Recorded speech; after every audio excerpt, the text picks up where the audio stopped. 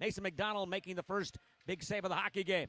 And again, back to the attack, Gerard, and boys, he is crushed along the left wing board. He had a chance, but that one wide on the stick side of Cataractes. Again, off that middle blue line. There's Shalupik, scores for the Charlottetown Islanders. It didn't look close from live or, in fact, video replay, but obviously we had one look, and it just didn't look like there was any issue with it, but the down low officials saw it otherwise to, in fact, delay the game several minutes to have it under video review. Yeah, that stick of Oliver Cooper didn't look like it was even close to the crossbar there, which is kind of the measuring point. So Cooper on the power play through center ice. Nice play by Fitzgerald. He's going to play the puck in. Snapshot. Scores! Whoa, boys, I tell you what, a shot off that high deck. Here's Sprong looking for Cameron Kiley. Along the half wing, left side of that center point. Duchesne scores! Isles tie it up with their second power play goal. Coming at 18:57. Isles 2 for 2 with the man advantage. So Charlottetown with the first goal of the period. Possibly the last, sandwiched in between back-to-back goals by the Shawinigan Cataractes in a 2-2 hockey game. 22 seconds left on that power play for the Islanders before they capitalize. We'll see who gets it. I'm guessing Duchesne, but again, Rystrom was parked off in front. So we're tied at 2. 9 apiece, the shots on stalemate. Peter Rutgazer will again pose that question momentarily. Here's Anthony Beauregard, Beauvillier steps in and scores. Wow. As they come back up again through center ice now. Again, the Saguenay, check that. It will be Shawinigan looking for Welsh stepping, scores. Oh, boys, what a nice shot there by Welsh. Talk about here, Peter. Yeah, I mean, the numbers are right there. He's got to hold up. He can't be making a hit like that. And that's how Vanier saw it. And that's the proper response. Yep. I mean, you got to. Sylvester is going to turn it over. Kennedy now tries to play across, stealing. Timashov steps in, right across, scores. Beauvillier in front. That one is going to be a goal mouth pass. Here's Shalupik looking for Sprong. There's a shot. Save made. Blocker side. Another shot. They score. Daniel Sprong. 10:53 left.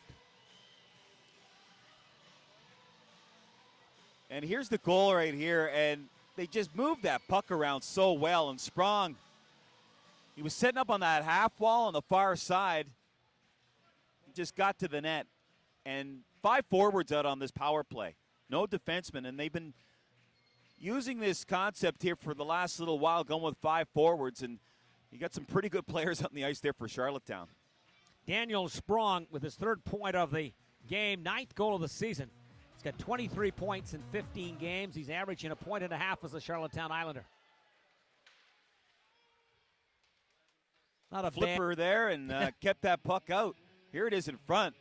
And that's Beauvillier again, isn't it? Yeah. He takes 2 or 3 whacks at, and right toe there. Save made. He got the skate on it and prevented from crossing the line.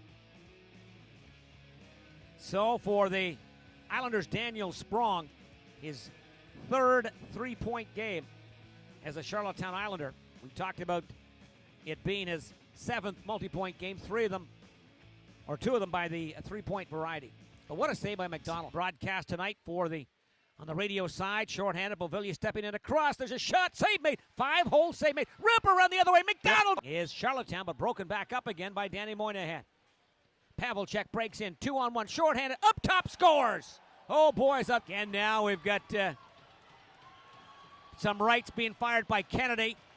And trying to catch the number. Kennedy, landing. Some rights. Whoa. Some big-time rights. Another left. In trouble.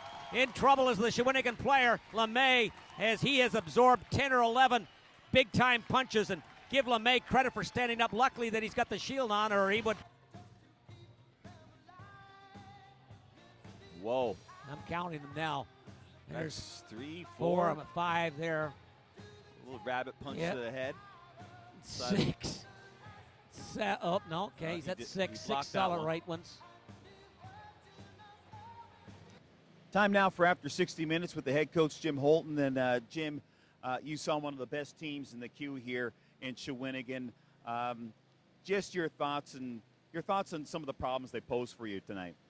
Well, their speed is a bit of an issue, and then if you don't manage the puck like we didn't do in the second period, they're going to capitalize on the turnovers. And I thought we played a really, really good first period. We got the start that we wanted, had a dominant third period, but against a good team, you have to play a complete 60. And I thought we got guilty of trying to be way too cute and fancy in the second, and they burned us on some turnovers.